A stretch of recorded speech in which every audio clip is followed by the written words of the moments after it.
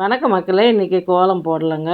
இன்றைக்கி வந்து அமாவாசை, கோலம் போட மாட்டோம். வாழைக்காய் சிப்ஸு செய்யலாம் வாங்க. அது எப்படி செய்யுதுன்னு பார்க்கலாம். 2 வாழைக்காவை தோல் எடுத்துட்டு கழுவி வச்சுக்கோங்க. இந்த டம்ளரில் கொஞ்சம் தண்ணி எடுத்து தேவையான அளவு உப்பு போட்டு மஞ்சத்தூள் 1/2 டீஸ்பூன் போட்டு நல்லா கலரி கொடுத்துட்டு அது ஒரு ஓரமாக வைங்க. லாஸ்ட்டில் சொல்கிறேன்.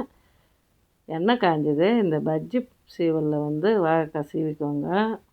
நான் வந்து ஒரு வாழைக்காய் ஒரு வாட்டி போட்டேங்க. இன்னொரு வாழைக்காவை இன்னொரு வாட்டி போட்டுக்கினேன். ரொம்ப போட்டுனா வேகாது.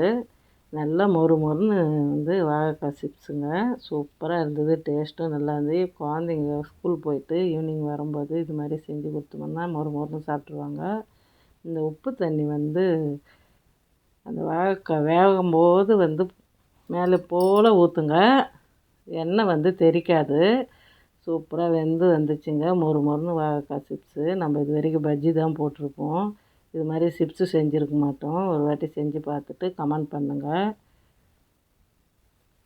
இந்த வீடியோ பிடிச்சிருந்தா லைக் பண்ணுங்கள், ஷேர் பண்ணுங்கள்.